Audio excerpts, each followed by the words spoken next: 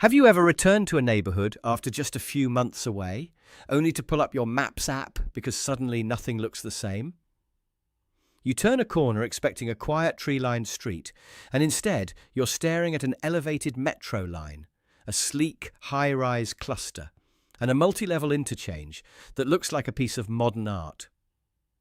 That exact sense of spatial disorientation is happening right now in Ho Chi Minh City, specifically in An Phu, District 2.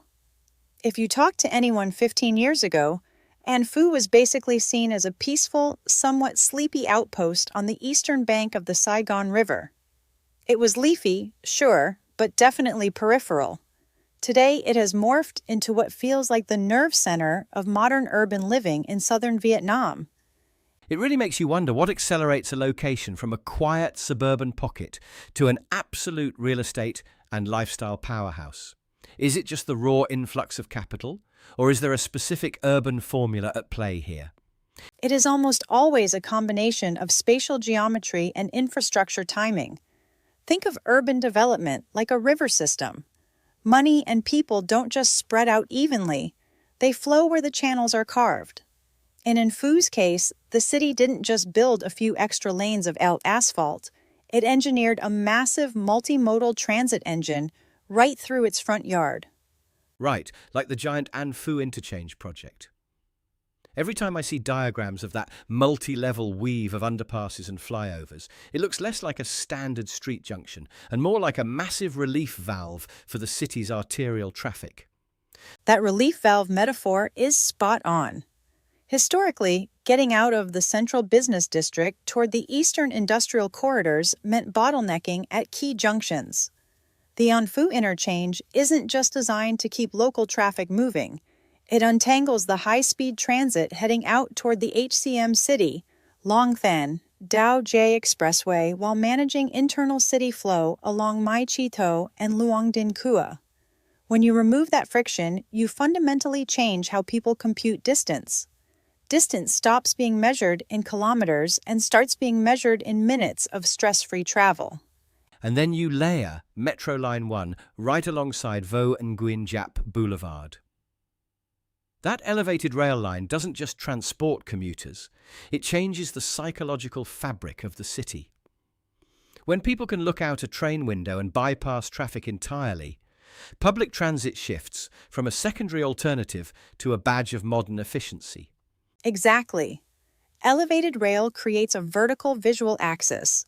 It tells residents and investors, this zone is permanently connected. But what's truly fascinating about An Phu isn't just how easily you can get into District 1, it's how seamlessly you can get out of the city entirely. That brings up a fascinating demographic shift, doesn't it? We usually think of prime real estate as being all about proximity to downtown corporate towers. But An Phu seems to cater to a completely different kind of power commuter. Precisely. Consider the typical regional executive or senior engineering specialist. Their actual workplace might be a manufacturing complex or high-tech facility out in Dong Nai or Binh Duong, or even down toward the ports in Ba Ria, Vung Tau. Historically, that meant living out near the factory, isolated from cosmopolitan city amenities, or enduring brutal daily commutes through congested city streets.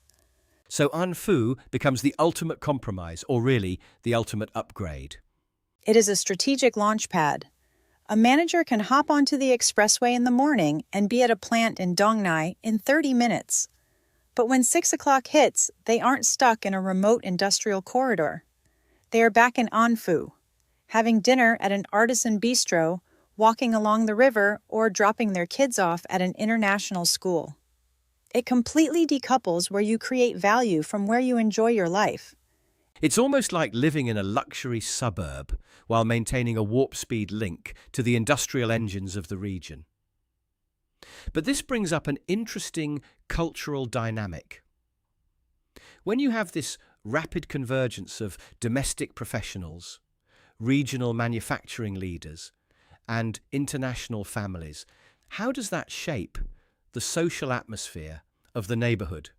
An Phu is a micro-global city where diverse languages like French, Korean, Japanese, English, and Vietnamese blend in one block. Unlike isolated expat areas, it's fully integrated into a wider lifestyle ecosystem. Right? Because it's not just apartment blocks. You have international schools like BIS and ISHCMC anchored right there. High-end medical facilities, boutique shopping centres, and walkable culinary strips. It creates a self-contained habitat. That self-contained nature is key. Urban planners often talk about the 15-minute city, the idea that everything you need for daily life, learning, healthcare, and recreation should exist within a 15-minute radius. And Phu naturally evolved into that framework. But there's a subtle paradox here that's worth examining. What paradox do you mean? When a neighborhood transforms this rapidly into a premier global hub, it risks losing its local texture and becoming a victim of its own success. The very convenience that draws people in can lead to sky-high land values, dense high-rise developments, and a commercial landscape dominated by international franchises rather than neighborhood character. That's a poignant point. Is An Phu in danger of becoming a hyper-modern transit dormitory, a place where people just sleep, commute, and consume, rather than a community with a soul? The challenge of rapid urban growth is balancing efficiency with human connection. While high-rises and wide roads bring efficiency, people need green spaces and community areas. And Phu's true test is maintaining its livable, green, and warm community feel amid development. It makes you rethink what luxury in urban living actually means today. A decade ago, luxury might have just meant high square footage and imported marble finishes. Today, maybe luxury in a city like Ho Chi Minh City is actually time, air quality, and seamless mobility. Absolute control over your time is the ultimate luxury. Living in An Phu saves you from traffic, giving you an extra hour for family, exercise, or relaxation. That time is the real value of living here. And as Vietnam continues to position itself as a key node in global supply chains, hubs like An Phu are only going to become more critical. They act as the soft landing pad for global talent driving that industrial expansion. An Phu's development reflects Vietnam's economic growth and global integration. It serves as a model for creating modern, connected urban districts that meet the needs of an international, mobile workforce. Looking ahead, where do you see this trajectory going? As Metro Line 1 becomes a daily reality and the major interchanges reach full capacity, does An Phu stabilise, or does it trigger another wave of urban transformation further east? Infrastructure has a domino effect. Once An Phu solidifies its position as the premier transit and lifestyle gateway, it naturally pushes the frontier of development even further out into Thu Duc City and toward Long Thanh.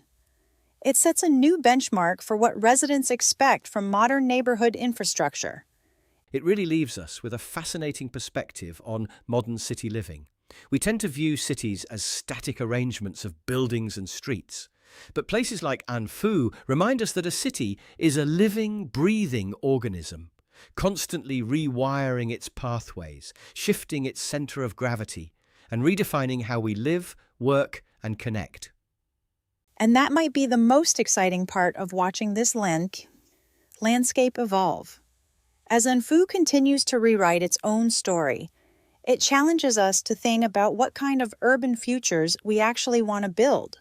Places that don't just move people efficiently, but truly enrich the lives of the communities who call them home.